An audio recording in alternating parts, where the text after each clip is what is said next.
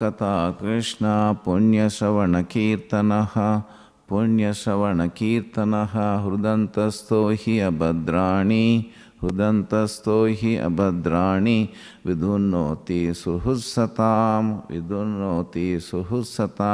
Nastaprayeshu abhadreshu Nityam Bhagavata Sevaya Bhagavati Uttama Sloke Bhaktir Bhavati Naistiki. By regular attendance in classes on Bhagavatam and by rendering of service to the pure devotee, all that is troublesome to the heart is almost completely destroyed, and loving service on the personality of Godhead, whose praise with transcendental songs is established as an irrevocable fact. So today's verse for discussion, Canto 6, Prescribed Duties for Mankind, Chapter 18, Diti vows to kill King Indra. Text number 46. Ditir uvacha dharayishe vratam brahman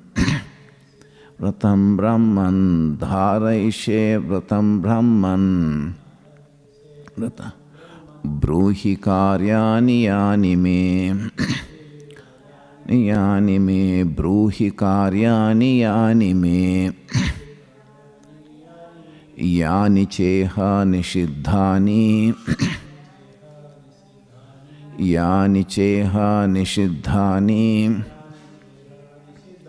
Navratam gnanti yanya utam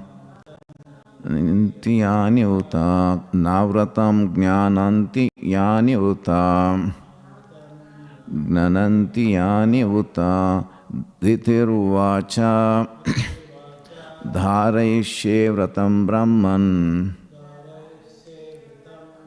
Bruhi karyani yani me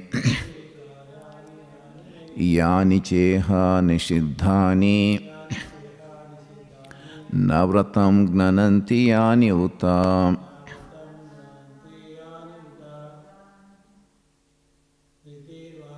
Ditir uvacha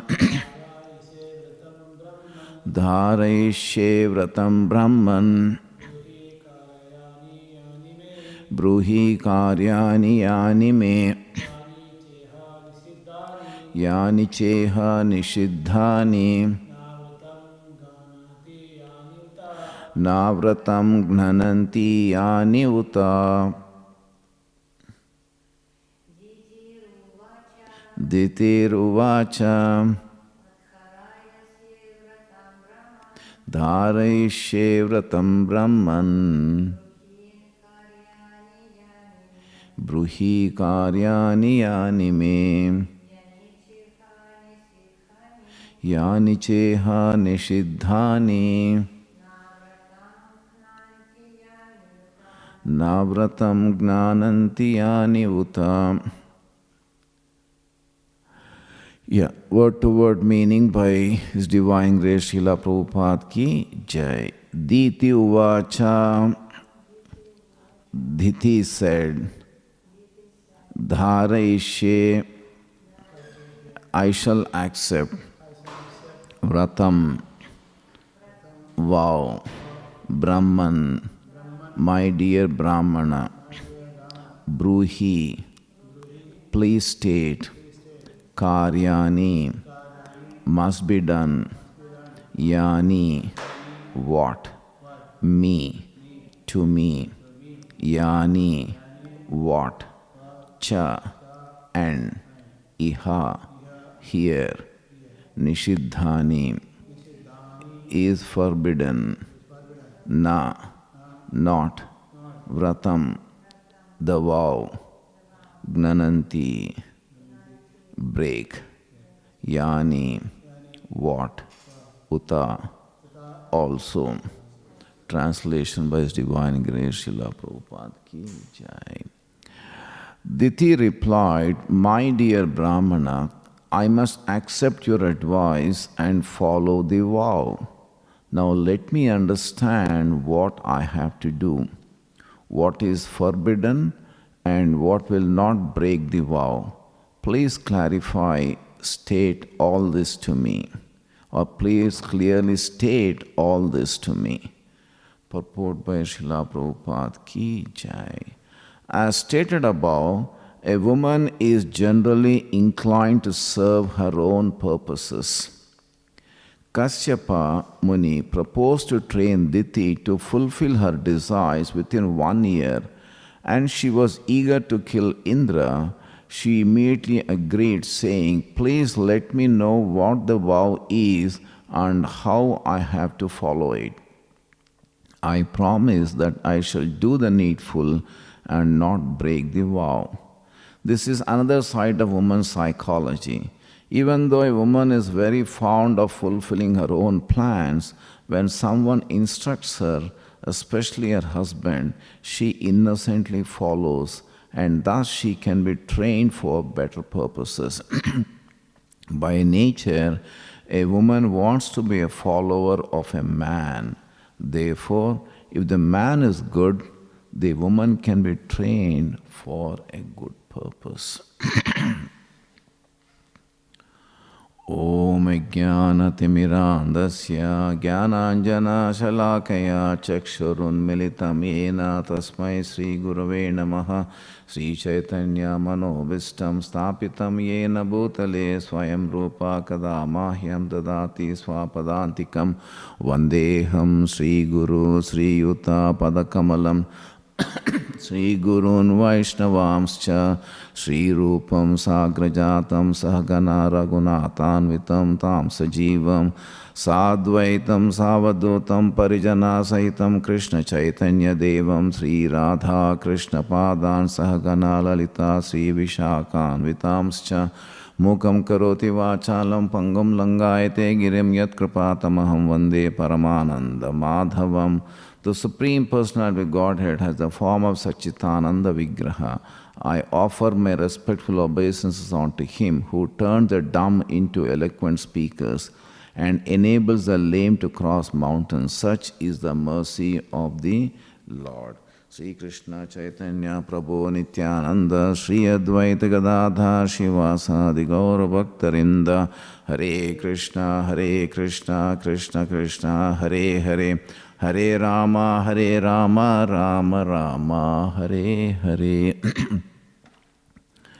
I read the translation. Diti replied, "My dear Brahmana, I must accept your advice and follow the vow. Now let me understand what I have to do, what is forbidden and what will not break the vow. Please clearly state all this to me."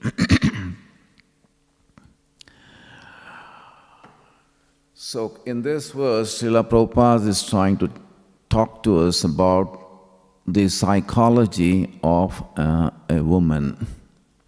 And psychology of any person is very complex, and looks like a woman's psychology is equally complex or more complex. Because if you go back a few verses before, we find that in verse number 24, Lord Indra, who is very much fond of sense gratification, has killed the two brothers Hiranyaksha and Hiranyakashipu by means of Lord Vishnu. So he arranges to kill two demons. From Indra's perspective, there are two demons, but from Diti's perspective, they are her two sons. So therefore, she is going through the agony. But if you take a step backward, that is in 30, Lord Brahma, in order to progenate the entire universe, he has created the living entities in such a way that there is attraction between man and woman. And the consequence of attraction between a man and woman is the progeny. So therefore, she wanted to take the revenge. And in previous verse also we had the discussion that a woman does not hesitate to kill her own husband. In one of the discussions it was said. And here Prabhupada is saying that a woman equally follows her husband. And therefore we find the psychology of a woman very complex to understand. And to a greater extent, my personal experience also shows it is difficult to understand your own wife. My wife often tells me, it's now 37 years that we are married, you still don't know me. That's a statement sometimes she makes to me. And I thought there is one book one should read in order to understand the psychology of both men and women. And that book is Men Are from the Mars and Women Are from the Venus. Has anyone read that book? Thank you, Mother. I've not read it, but I've heard a lot about that book, and I tried to access that book in the light of today's discussion, but I didn't have any time to look at that book. But that book, I believe, gives quite a bit about, talks about the emotional aspect of a woman and the problem-solving nature of a man. And some of the aspects of the essence of that, I try to just summarize, because I thought I can't have access to that book, but at least let me go through what that book is saying. So I read a 5 minutes video, so not read, I just saw a 5 minutes summary of that book. And the essence of that, she says that women want men to listen to them while men desire solutions to problems. So this is one of the statements from that book. Because that book was written by a psychologist, and that book, I believe, in that year of publication, for the 4 successive years, that was the largest number of books sold in the market. And so far, more than 15 million copies of that book has been sold. So therefore, I thought I must access that book sometime, at least if not for anything, at least to understand still my wife, because she said, you still don't know me even after such a long period of time. So this is what the emotional aspect of a woman, that she wants men to listen. And when I read this statement, it suddenly triggered the discussion I had with my office, can say, manager, and she's from Jaipur, where Srinathji is highly revered. And she said, Chandra, I said, what do you do in the evening after going home? Because I said, I tried to give her Bhagavad Gita. She said, nah, I don't want this, because I've visited Srinathji temple almost every day during my childhood. My father used to drive me every day to Srinathji temple. I used to have darshan and come back. And at this stage, I'm not interested in that. I said, then what do you do in the evening? She said, after going home, at the dinner table, I'll tell what all has happened in my office to my husband, and he must listen to me. And if he doesn't listen to me, I become angry with him. So therefore, this statement, women want men to listen to them. And then what does your husband do? He says, my husband has to listen to me and equally tell me what all has happened in his office to me. If he doesn't do that, I'll become angry. I said, this is what you do every day? She said, yes, Chandra, every day this is what we do. So then I thought, well, this is, so that's what this guy in that men are from Mars and women are from Venus are trying to tell. And this is here, the colleague, she said, this is what I am. And so therefore don't preach me or don't tell me about Bhagavad Gita. I know all that. Now this is where I am. So that means that we should understand a person at what level the person is, and from that level one should be able to take to the highest level of Krishna consciousness. And here we find Diti is frowning with anger, so much so that she wants to kill Indra, because he was the cause for her son's death. So if we try to understand from the psychological perspective and then try to respond to a situation, I find that we can respond in 4 different ways. Possibly there are other ways as well, but at least this is what I have observed. When somebody hurts you, somebody causes injury to you, one type of response is you equally cause injury to the person. So it's like we say that अगर वो एक पत्थर फेंकता है तो आप 2 पत्थर फेंकना. If that guy throws 1 stone at you, then you throw 2 stones or 10 stones at him. So this is the normal reaction in the material world. This is the first type of response, and we can't call this as a response, but it's a reaction.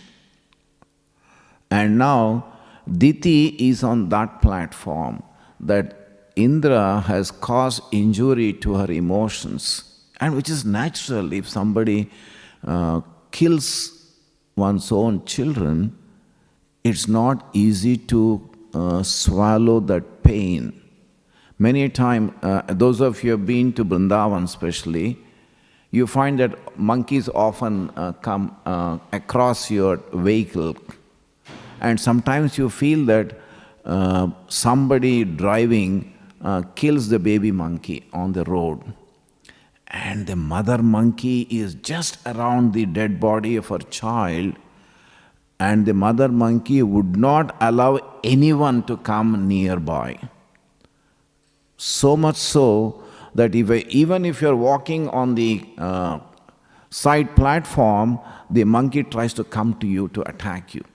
So if at a lower level of species, an animal, if she's so much fond of her child and is reacting violently, then a man, you can say natural or obviously would react in that way at the death of their child. But this is being at the bodily platform. And this reaction, it could be for the death, or it could be for any injury, or it could be for anything. You react in that way. That's the first type of response. The second type of response is that the person has injured you, you just keep quiet. You passively swallow that pain. But in the process, neither in the first reaction, neither the victim, or between the 2 persons, neither of them gets benefited. And the second type of response also, neither of them get benefited. Because the person who has caused injury will continue to cause injury to you or to others in a similar situation. And the person who received the injury, he has swallowed it, he or she has swallowed it, but internally is feeling the pain. Externally the person may not exhibit, but internally the person is feeling pain. So therefore, in the second type of response as well, neither of them is getting benefited. A third type of response is somebody causes injury to you, you try to talk back to the person in a gentle manner and express yourself that with your thoughts or with your words, with your actions, I am getting injured. If the other person is equally a gentleman, may respond and may say sorry. And to that extent, that may soothe your feelings. But it is once again, it is situational. If the injury is deep, simply saying a sorry may not really solve the problem. Because sometimes the injury is so deep. It's like in this case, Diti's case, it's not that Indra goes and says to Diti, I'm sorry. That does not help Diti to feel, okay, Indra has said sorry, I can forgive him. Because it's a deep injury caused to her consciousness. And therefore we need to respond or take to the fourth type of response, in which the person should be elevated to Krishna consciousness. And that's what we find Kashyapa Muni is trying to do. So when a person causes injury to us, we are injured because we are not on the platform of Krishna consciousness. We are not on the platform of spiritual plane. We are not on the platform of Brahma Bhuta Prasannatma. And because I'm not on the platform of spiritual plane, that injury affects me. But if I'm strong in my Krishna consciousness, no matter what other person do, whether it is financial injury, whether it is emotional injury, or it could be any physical injury. Physical, mental, intellectual, emotional, financial, any of those injuries caused to us will not touch us if I am strong in my Krishna consciousness. And when I say strong in Krishna consciousness, at least the person should have crossed the Anartha Nivritti stage, or somebody should be on a Nishtha platform.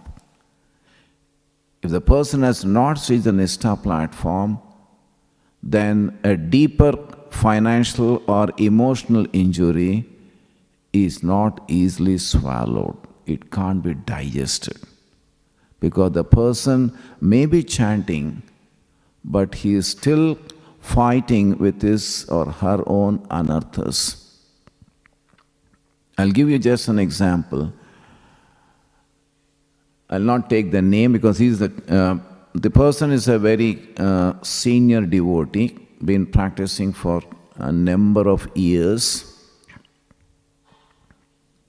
And this happened some time ago. The person gave me a call and he said, Prabhu, I'm upset. I said, what's the matter? India lost match against some other country. Hockey match they lost. I did not know what to say, how to respond. I just said, yeah, it's possible. Because here is a devotee who has been chanting for the last 20 years, and he said he's upset because India lost the match. So what that indicates to us is, just because somebody is chanting does not mean that the person has crossed the Anartha Nivritti stage, and therefore we may think from our perspective, why the person is so much upset with that? If a person can be impacted by just losing a match where we have nothing to do with, that means that we have a long way to go on our journey. And here we find Kashyapa Muni is in a dilemma, is stuck, that he has given a promise. And this promise is not that of a Kali Yuga man. A Kali Yuga man may say that, well, promises are meant to be broken. But he is not of that age or not of this yuga. He is from a yuga where promises are kept. And therefore, now he promised his wife that he'll satisfy her emotional requirements. And he understood that she wants to kill. So he can't take the first response, he can't take the second response, he can't take the third response. So therefore he has to lift her to the highest platform of Krishna consciousness. So he should lift her to become a Vaishnavi, and if she can be lifted to the level of becoming a Vaishnavi, then automatically this desire for killing Indra will disappear from her consciousness. And therefore, what did he do? He said, I'll suggest a vrata. And that vrata, you should follow it, or that vow, you should follow for 1 year without any disturbance in that vow. And if you can do that, then your desire will be fulfilled. And in that vow, Kashyapa, what is that he has done? He has given her a practice or a sadhana which would lift her from the stage of the first response to the stage of the fourth response. And as Prabhupada says in the purport, that the beauty of a woman, although she is emotional, but a woman is very fond of fulfilling her own desires. When someone instructs her, especially her husband, she innocently follows and thus can be trained for better purposes. So this is the beauty of that physical body. Because on a spiritual platform, there's nothing like a man and a woman. But because we are looking at from the material perspective, there is the man and the woman. And the woman's psychology is that when the husband gives her the advice or the instruction, then she naturally follows her husband. Because by nature, a woman wants to be a follower of man. Therefore, the man is good, the man can be trained the woman can be trained for a good purpose. And it requires the intelligence of Kashyapa Muni to train one's own partner. It's not easy. I know a senior, today they are very senior devotees in Krishna consciousness, but when newly married, the Prabhu said to his wife, Mataji, don't eat onion and garlic. She said, I'm a vegetarian. What is wrong in eating onion and garlic? He tried to convince her, but he failed. On the contrary, she took it as very offensive, that I'm not even allowed to eat onion and garlic. The hell with Krishna consciousness. I'm not going to practice. So deliberately, she would go with her friend to a hotel in Melbourne where she'll eat onion and garlic and come back. And not only that, she said, I'll give my children onion and garlic, and she would cook food at home, onion and garlic. And said, if you want to eat, you eat. If you don't want to eat, you can go to hotel and eat. But at home, I'll prepare with onion and garlic. So what it means is that we should understand the needs of a person and accordingly give the required instruction. And that requires a lot of tolerance and patience. Otherwise, there will be disturbance in the family life. Couple of days back, I met one devotee after a long time. And I used to see the devotee with his partner. That was before COVID. And these days, I don't see Mataji. I asked her, Prabhu, these days I'm not seeing you with Mataji. What's happened? He just put his face down and he said, my wife has left me. I said, what's the problem? It's a long story, Prabhu. This is not the time to talk. Possibly one of the reasons is that we are not able to understand the psychology of our partners or the psychology of the family members and accordingly give the instruction.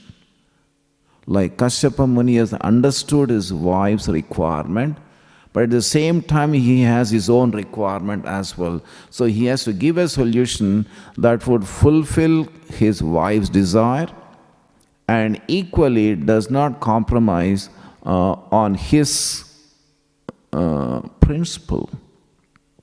Because otherwise he felt that he'll be implicated in the death of a wonderful person like Indra, and he didn't want that to happen. So therefore he had to choose a solution which would satisfy both the requirements. And equally understood that his wife is faithful to him, she would listen, and hence he gave that instruction for her to do the sadhana with which she can become a Vaishnavi.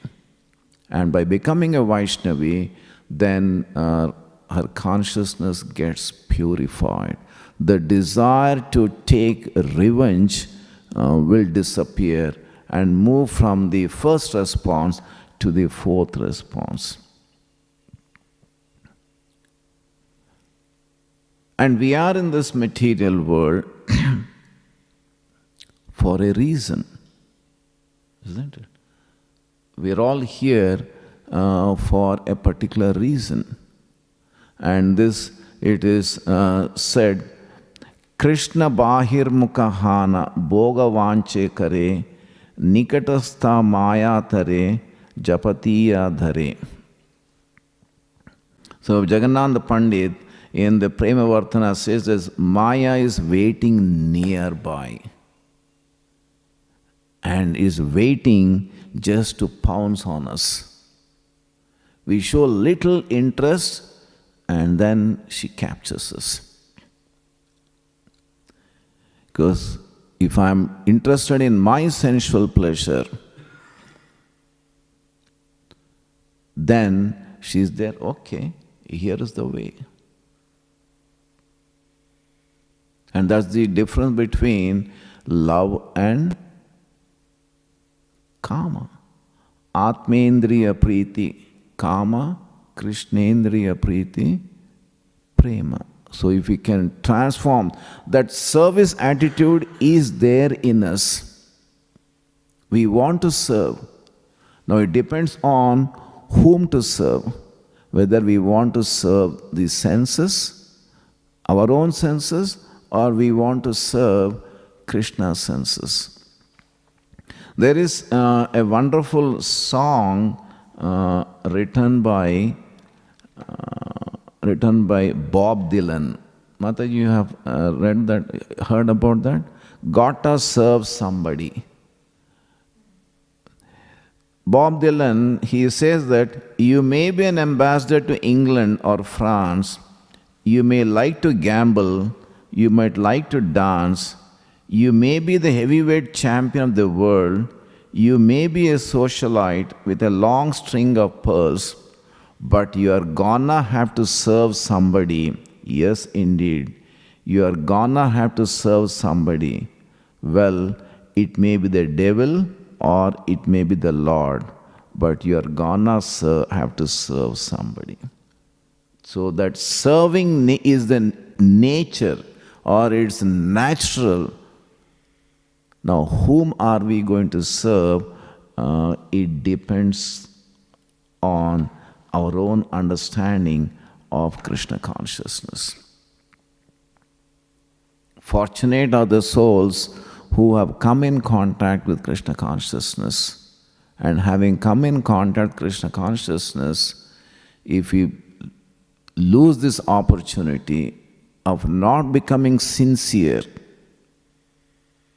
like Diti, she became a sincere devotee of Krishna consciousness by following the instruction of her husband Kashyapa. So we need to equally follow sincerely the instructions of our spiritual master, instructions of Srila Prabhupada, and then perfect our life. Not only perfect our life, but equally share the Krishna consciousness with others, facilitate others to come to this platform so that they also can move from the first response to the fourth response. Because this material world is like this.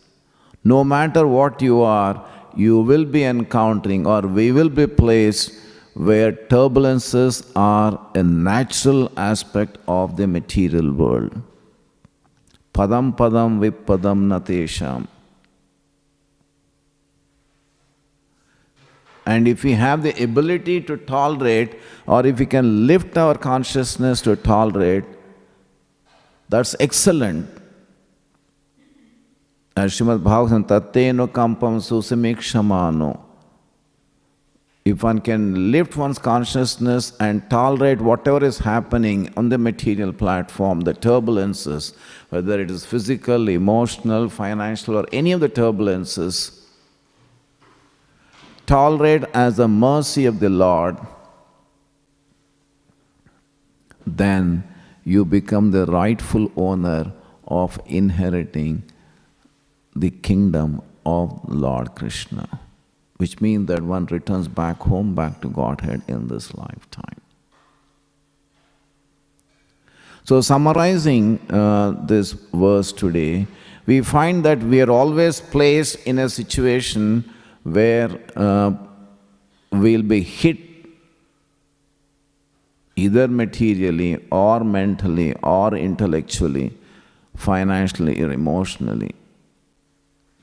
And then we can respond in the first way, but the best way is to respond in the fourth way, where spiritually we become stronger and we equally share or facilitate that with others so that they also become strong.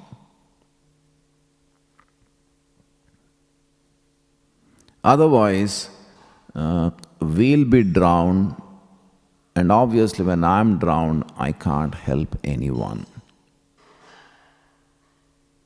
And to keep our own family life intact, we should understand the psychology of our own partners. And I wish to seriously read this book, Men Are From Mars and Women Are From Venus. Mother, you have any excerpts to share from that book?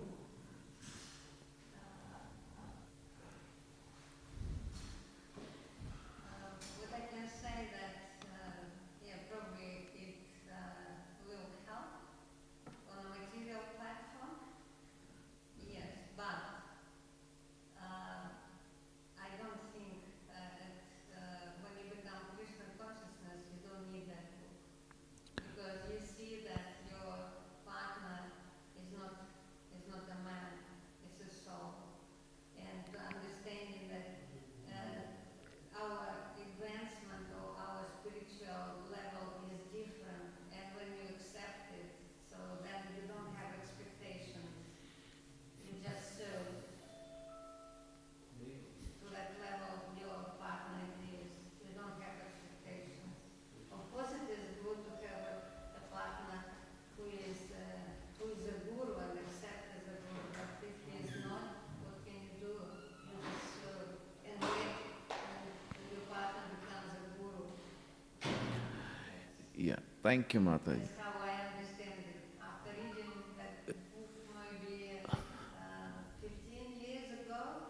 Okay. It helped a little, but now I understand that it should be different. Yeah. Thank you, Mad. Yeah, if you are newly married and you want to help, you are Krishna conscious and your partner is not Krishna conscious, and then how do you help your partner to become Krishna conscious?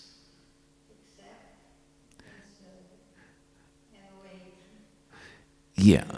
So that means that we should be able to understand our partner, and because I've seen in this example, the Prabhu is highly Krishna conscious, fully Krishna conscious, but he could not understand his newly married wife's desire, a simple desire. She said, "I'm a vegetarian, what's wrong if I eat onion and garlic?" And because he did not allow her to eat even onion and garlic, she became a rebel.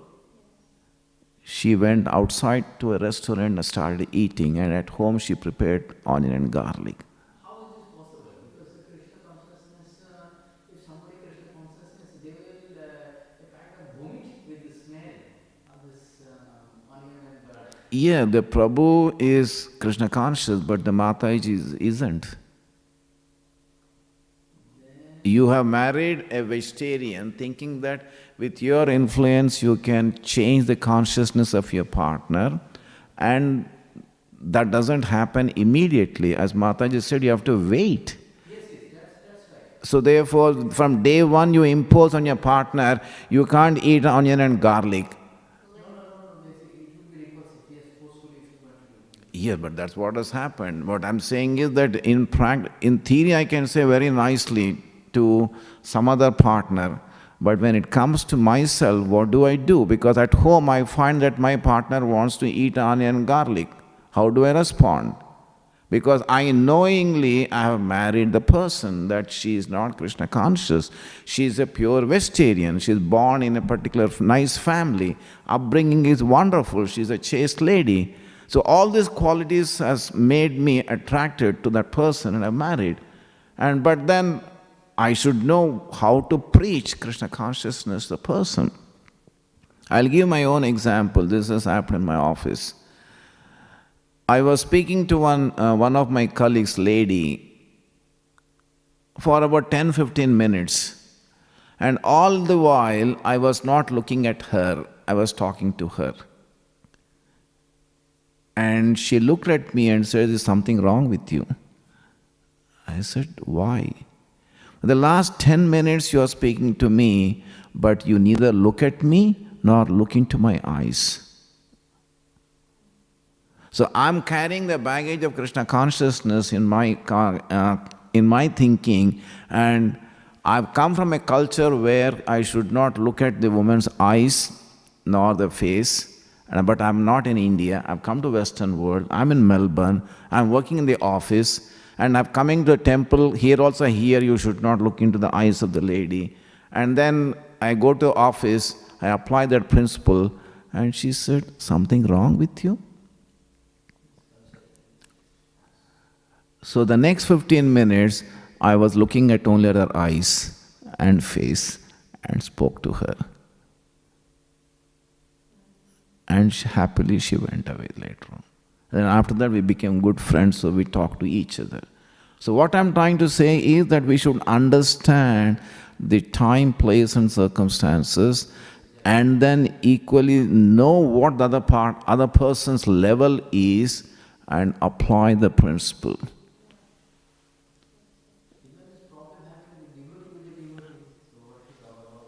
Yeah, this is what I said before you came. I said, one Prabhu rang me up not long back. He said that, and I know that person for the last 20 years, and he said that, "I'm upset." I said, "What's the reason?" He said, "India lost the match." So what do you say to somebody who is holding the beads for the last 20 years? You may say that, what is that happening? Krishna conscious. But the person is upset because India lost a match.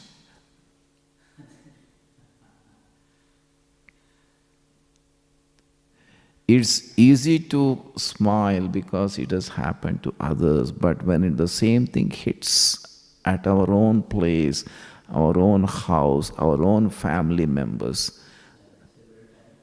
Yeah.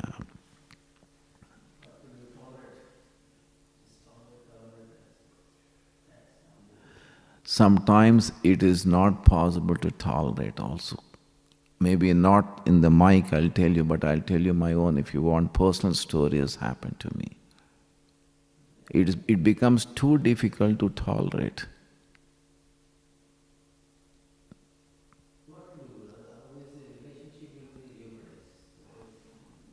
Yeah, I think relationship, once His Holiness Devan Swami Maharaj said that, he was talking about his sister-in-law, and he said that his brother told Maharaj that my wife has taken $200,000 loan to do her PhD. And Maharaj's brother looked at Maharaj and said, I believe, is either money or my relationship. I value my relationship. Therefore, I said 200,000 loan, it's okay, fine.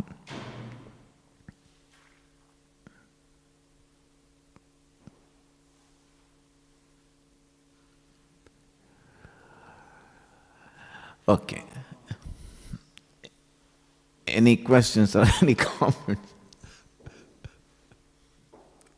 Now, in that circumstances, if it happens, what would be the solution?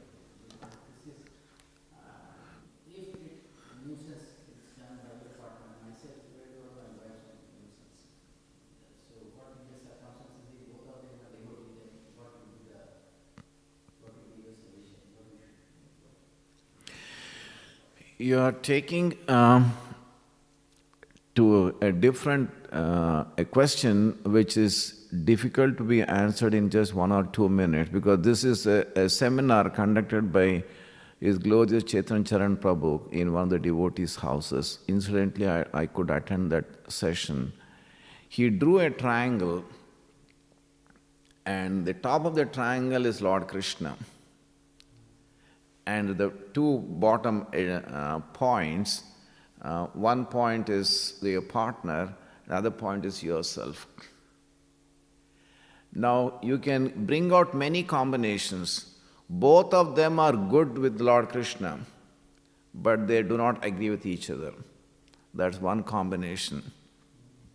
One person is good with Krishna consciousness, the other person is not.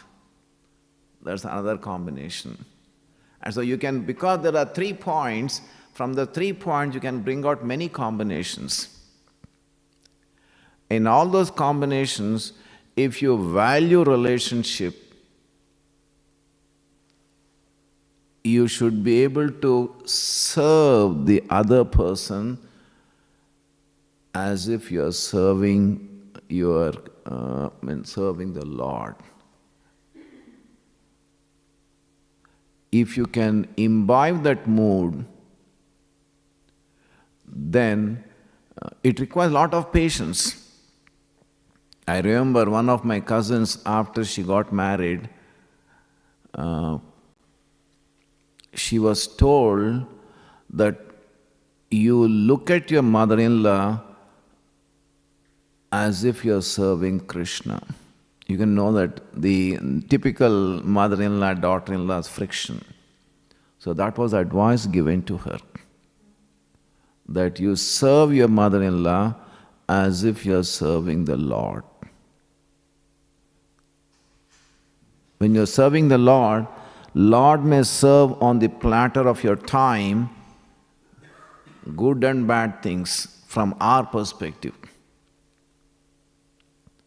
But from the Lord's perspective, that's not the case. Whether good or bad, both are good for you. We think that if financially I'm strong, if Krishna gives me big money, Krishna is doing good for me. But instead, Krishna takes away that money from you. Whatever money you have, if Krishna takes it away from you, you feel that why Krishna has done this to me. But from Krishna's perspective, both are good, because he wants to correct the particular jiva. But from the jiva's perspective, that's not the case.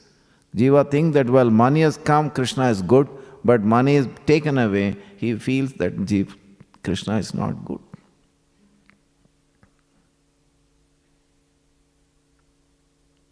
So one should understand the triangle and then try to place Krishna consciousness with respect to that 4 steps or 4 types of responses. And still it may not work. Otherwise, why are there so many divorces in Krishna conscious families? That shouldn't be happening. Isn't it? Senior devotees have given divorce. You may say that. I asked this question to Gangeshwaran Prabhu once. I said, Prabhu, why so many devotees, senior devotees who have been practicing Krishna consciousness, they take divorce? Because Prabhu's background is, as you know, he said, because horoscopically they are not compatible.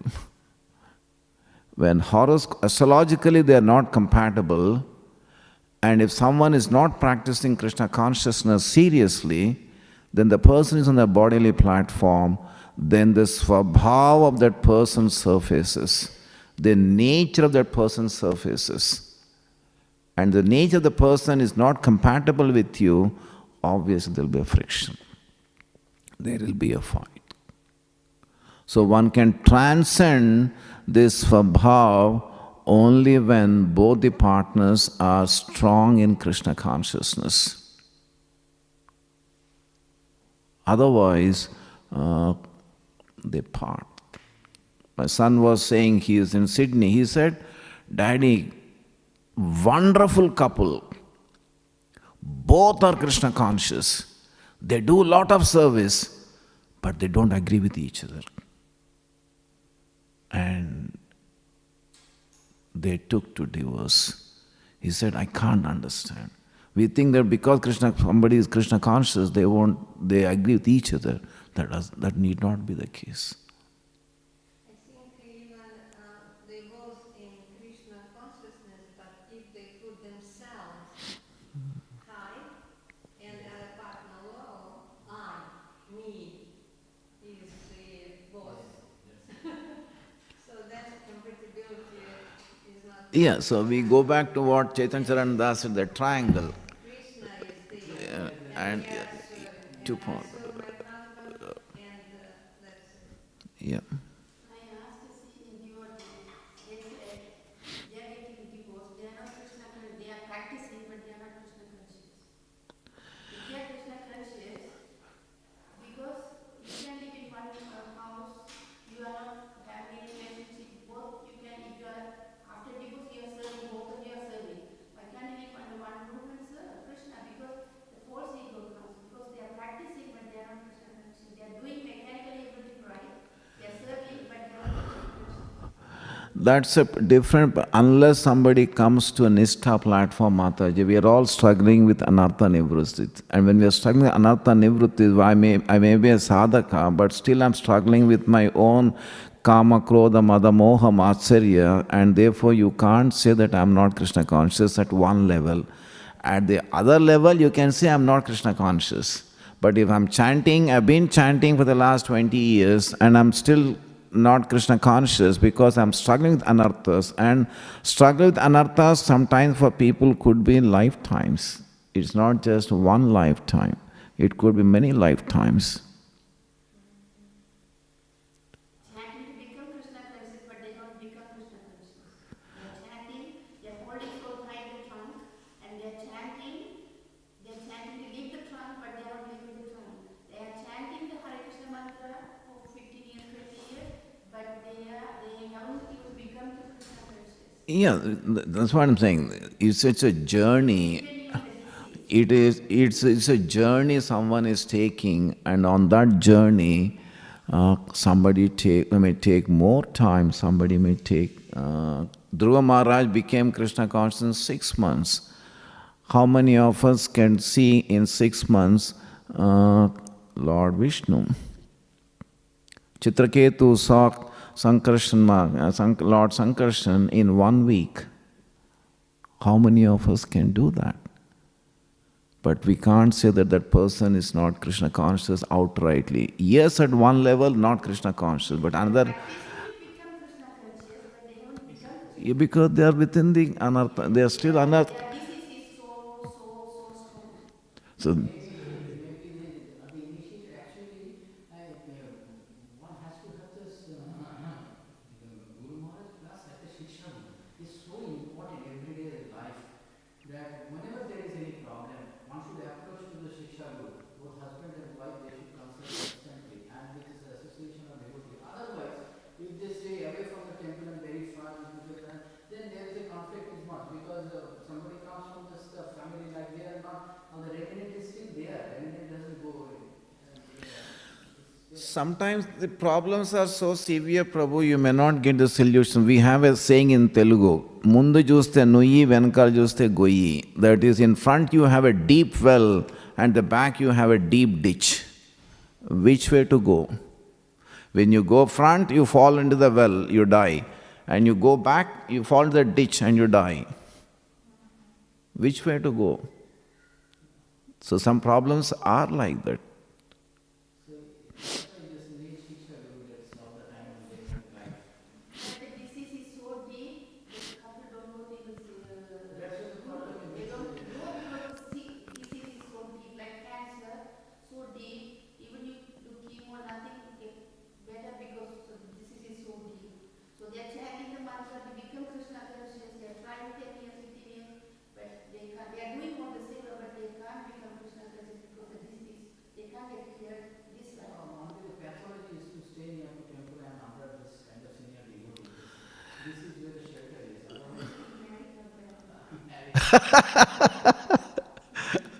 We can only, we sincerely pray, Prabhu. We only have to pray. If the sick is compared to there's no comparative, it means it's very sick. See, as Mataji said, there's one guru once said to disciple asked, what is meant by illusion? And the guru said that when time comes, I'll let you know what illusion is. The disciple was not happy with that answer, but anyway, guru said that, he kept quiet. And because that's a Gurukula, and every day they need to go to forest to get the firewood. So one day the brahmachari went to the forest to get some firewood, and suddenly he hears a voice, loud voice, help me, help me, help me. And then the disciple said, this is a very familiar voice. And then he heard carefully, it was his own Gurudev's voice, help me, help me. Then he left everything, ran in the direction from where the voice was coming. And there he saw his Gurudev. What was he doing? He was clinging to the tree. He was holding on the tree and said, help me, help me, help me. So as Mataji was saying, that we are holding on to the material energy and we are saying, help me, help me, help me. Instead of holding on to the material energy, hold on to the spiritual energy, then automatically you leave your hands with the material energy. Having said that, it's not that easy. Easy to easy, it's hard to hard. Not easy, but yeah, it's very hard to say. It's not difficult, but it's not. Yeah, it is not difficult. I think that The tongue is not difficult. there's a conversation between Prabhupada and one of his disciples. I think Prabhupada rings the bell and the disciple comes in and they said, what are you doing? I think the disciple said, I'm sleeping. Why are you sleeping? Said, Prabhupada, I slept so late, I need that help. I'm only sleeping only for 2 hours. Then the disciple said, Prabhupada, you are a Paramahamsa. And what is the reply of Prabhupada? Why are you not Paramahamsa? Spiritual master's order is every one of the disciples to become Paramahamsa. It's not only for spiritual masters. So that's why it's for spiritual masters and Shiksha is very important. And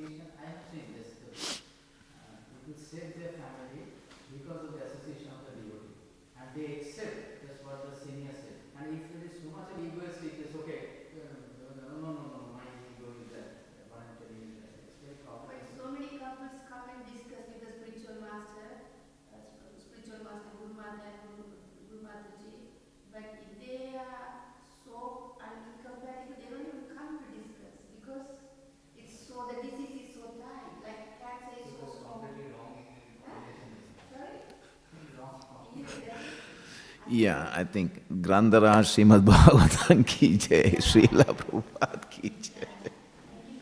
Hari-bol.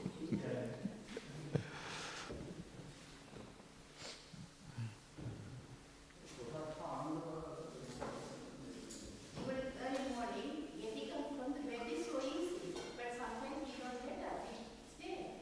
Getting up is so easy. Yeah. Hari-bol.